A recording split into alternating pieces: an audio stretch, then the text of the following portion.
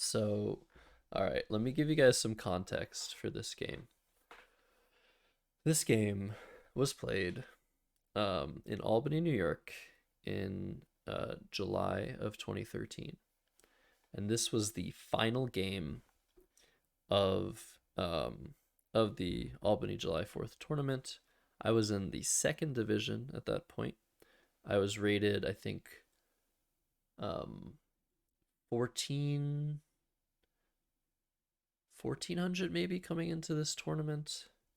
Um, and I was playing for the win. I was playing against John Scalzo, who is around, I think, 1600, maybe 1700 level.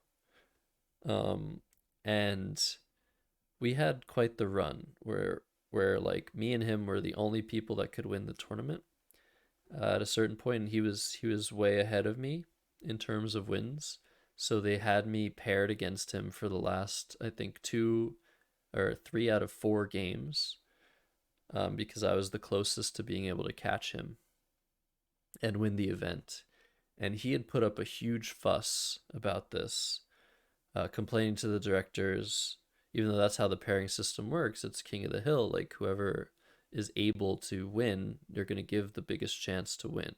So if you're in second place, you have a much better chance of winning first place because you should, because you're in second. So you're going to play the person in first place, um, as much as is deemed necessary, especially if you're the only two players that can win.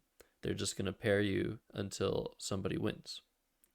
Um, but he made a huge fuss about this. He's like, this guy shouldn't be in this division. Like, he should be in the higher division. It's ridiculous. And it was funny because he was winning this tournament. Like, he was ahead, I think, 2 games on me. Anyways, the second to last game, penultimate game, I won.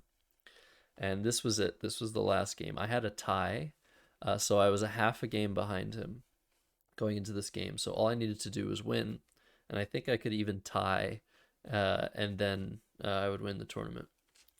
And yeah, let's just get into it. This is John Scalzo versus Joshua Sokol. That's me.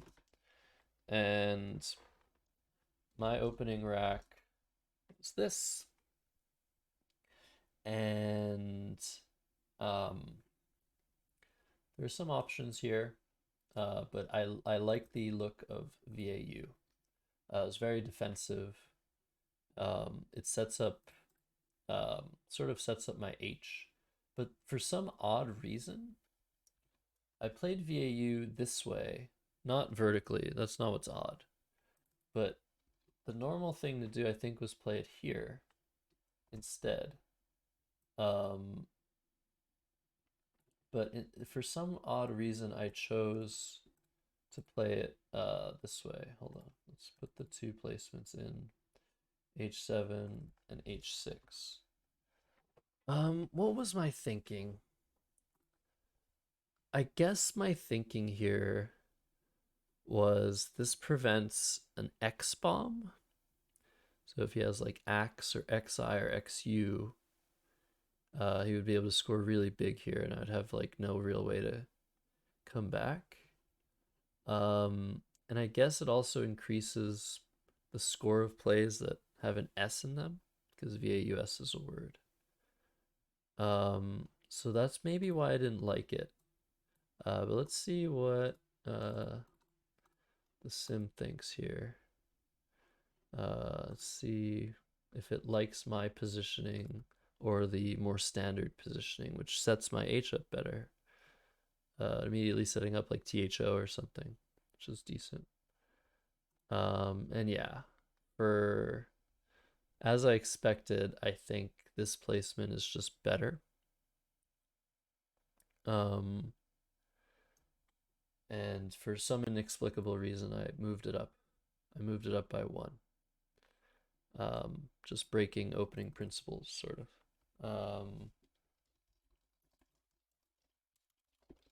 Yeah, strategy small, small strategy error.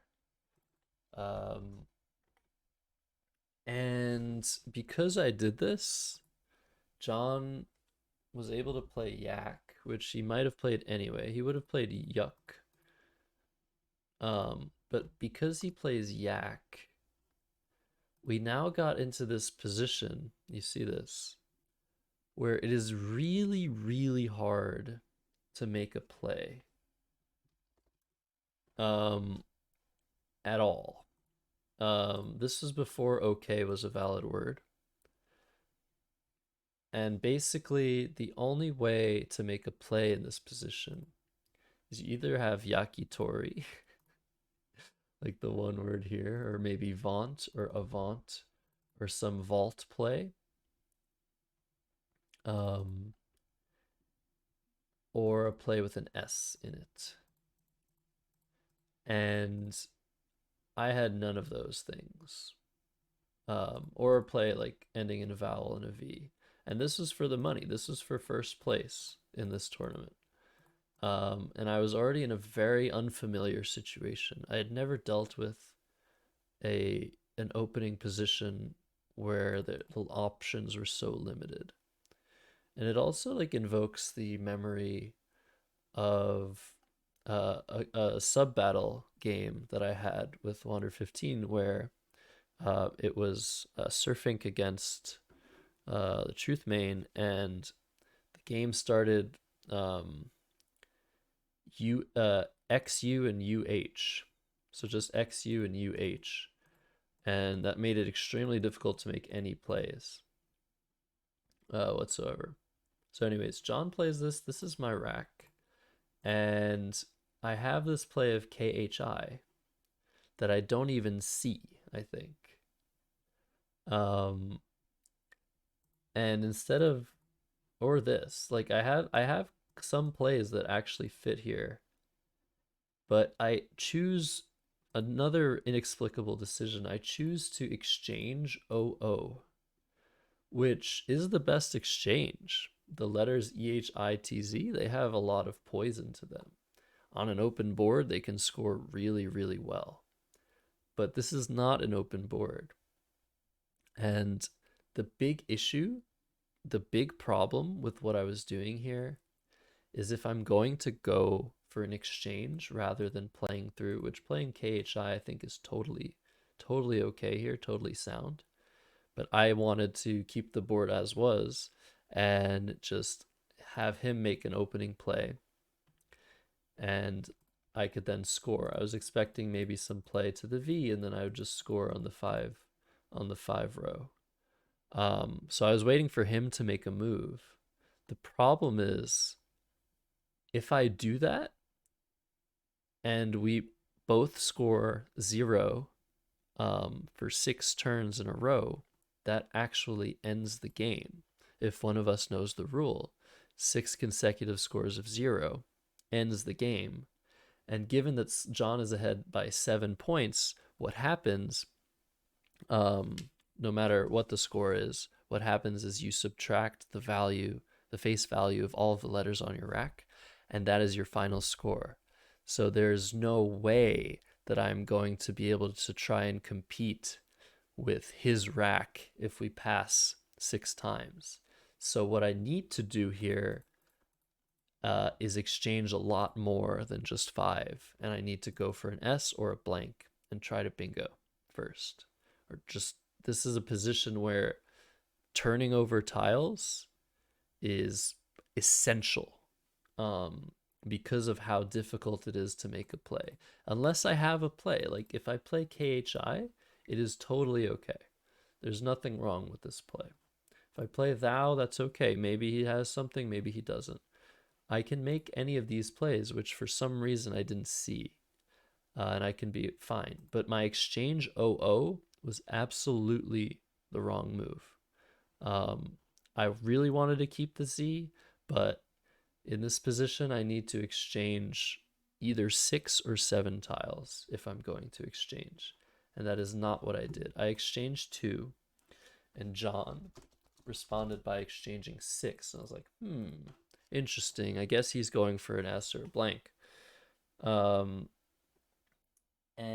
I don't actually have my rack here.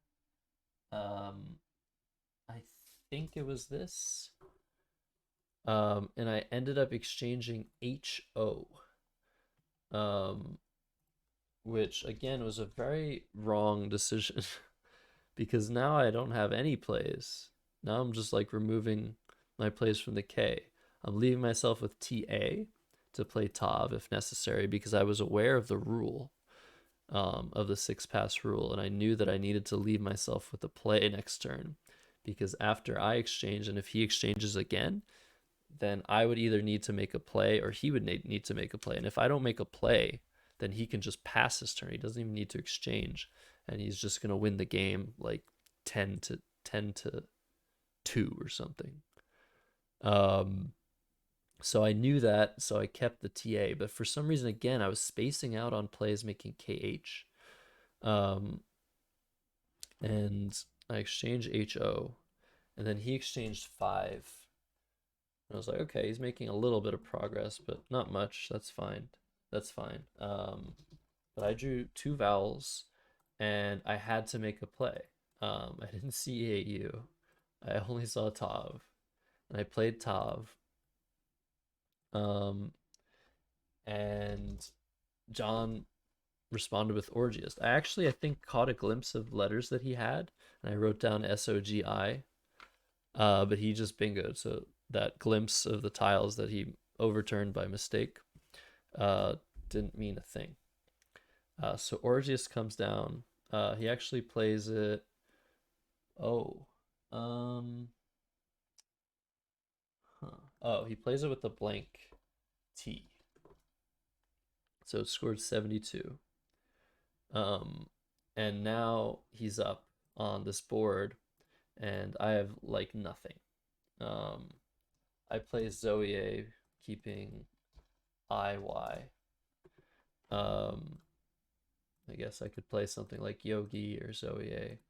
The point the point is simply that look at this. I'm keeping IY and I'm down 36. I have no premium tiles, and John plays jogged for 48. Um, and at this point I'm like shit, like this is not going well. Not going well at all. And for some reason again, oh okay, this was not where he played jogged. He played jogged here. Um, I have Bedizen here. Oh, that's really nice. That's definitely the play to make here for 42, despite it being really, really, really dangerous. But I played BEY, trying to create some threats. John played Clue. Um, I played Tamian just to score some points because I'm down a lot at this point. And then John plays Tenales and is 111 to 223, and I'm just losing this game. There's nothing else to be said. John is too good, um, for me to be able to win from this position. Even if I thought I was the better player, he's ahead by 100 plus. Um, I play Mutt, keeping DDT, I think. Um, no, DOT. He plays Cat for 12. Like, where does he play that? Hold on. Cat for 12. Um, I play Oba, and I'm making a little bit of progress. He plays Ho, but now look at this board, right? I've played Mutt because I needed to get rid of my stuff. 6, 8, 10, 16. Oh, I think I played it here actually. Hold on. I think I played Mutt here. Yeah, that makes a lot more sense. Um, Oba keeping dice. Um, but yeah, the board is really, really not good here for me for a comeback. I think I played Ditz for 28. Huh. How could I play Ditz for 28? Is it? Did I do some? Oh yeah, of course. It's here. Um, Nyx, and then he plays Nyx for 41. So I haven't made any progress. Um, and I'm really distraught here. I realize what I've done already. I'm just like, shit, I really shouldn't have done those exchanges. Um,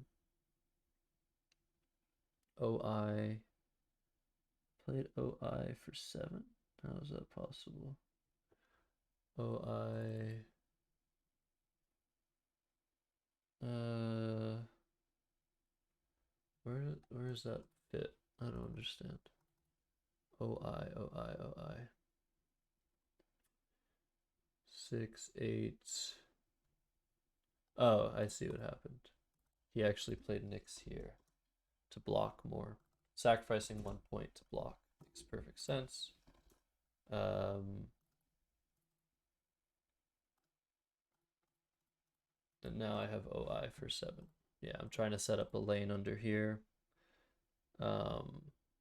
And this is the dagger. He plays hindered, and the game is over.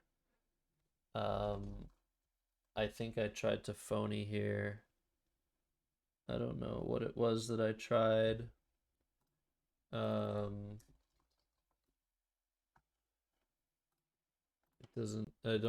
It doesn't actually say what I did because this is a long time ago and I didn't know how to annotate. He blocks Periloon. I think I played. Wait, maybe I played something to the E? I don't quite remember. Maybe I played like Perland Underlip, maybe. That wouldn't have fit. But yeah, I tried something because I knew I needed to try something and he challenged. I played Linen. No, I couldn't have done that. Oh yeah, I had this rack. And I just played PUR. Um, where is that? It's not even on the choices here.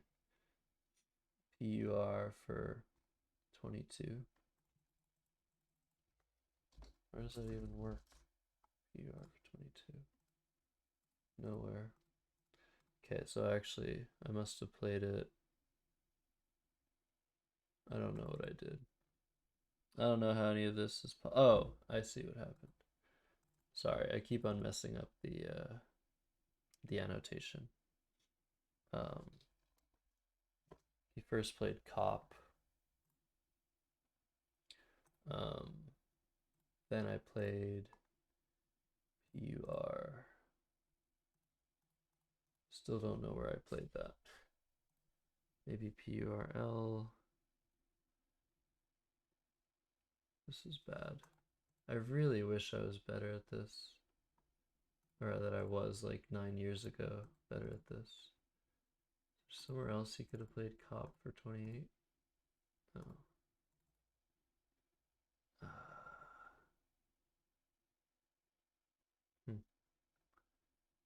PUR. So he must have played Cat somewhere else. Because PUR for 22 is here. Ah. Wow, did he actually? Oh, I see. He just played Cat like this. Okay, we're going back. This is what usually happens with games that are this old. I'll get to your questions. I'm doing this live on Twitch. I'll get to you guys' questions soon. Yeah. Okay, this is all making sense now. Nyx. OI. Hindered. I phonied. He played Cop.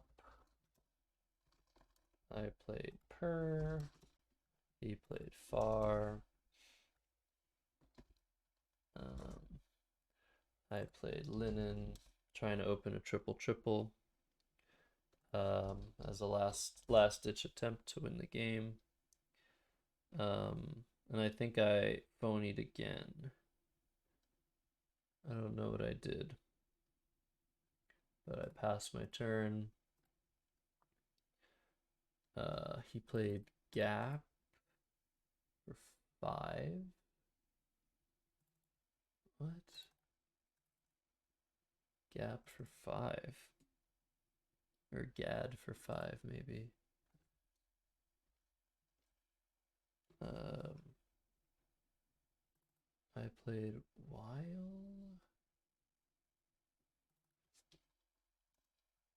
And he played Turfs. And I went out for 6. And I don't know where. He had 2 letters, I guess. Okay, with Gad, there was 8 in the bag. So then he had 6 with Turfs. So he had 6 letters. Let's just say he had this. Does that make sense? Then how? Yeah, then I played just like Toner. I think I played Tenor. I actually sort of remember this. I think I played Tenor. And look at this. 282 to 487. And it was actually 485 officially. For some reason, something was wrong, as it often was. It wasn't until like 2016 or so that I started to count all of my opponent's plays as well as my own. And that severely limited the amount of mistakes in scoring. But yeah, this is how I completely died and lost the big game, the money game against John Scalzo in 2013. However, I came in second, very impressive finish, and I gained like I think 150 rating points that tournament. But I was obviously very, very upset that I lost the last game, and I knew immediately when he played Orgius that what he was doing and what I was doing, um, he was doing the right thing by exchanging more, and I was being completely stupid. And this is how I lost the game, just in 3 moves, by making the wrong decisions, and allowing him to draw into the tiles first, and then just there was never no looking back for him. So obviously he had a decent amount of help with the letters he drew, but it was all because I let him draw said letters, and I didn't do anything to try and push the game forward. I made an opening blunder, and then just continued to screw up.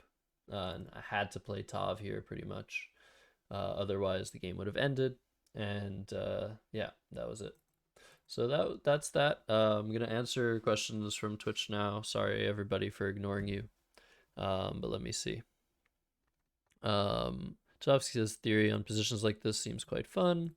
Dr. Just says I never heard of Scott here. King Sacrifice said, do you know those words or search them? I'm not sure what words you're referring to, King Sacrificer. But I have my score sheet here that shows me the plays that were made. It's kind of hard to read, not only for me, but for you guys. I'm sure it's very hard. But I tried to write down the plays that were made, and I tried to keep track of the letters I left on my rack. And I've been getting better and better at that recording aspect as years have gone by. And yeah, basically it's great to finally have found this game. I think it's the only game, or among the only games from that tournament. I've lost my voice. I'm gonna have to keep speaking like this. It's one of the only games from that tournament that I still needed to annotate, and we can definitely cross that one off the list. I have unearthed yet another game. This one is very came with a sting because I definitely could have won my last game against John.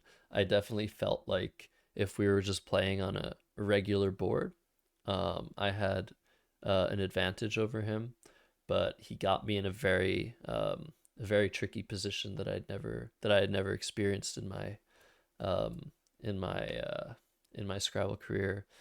He's played a lot more games than me, or he had played a lot more games than me at that point, and I think he managed to use that experience against me in a really clever way with his play of Yak and subsequent exchanges.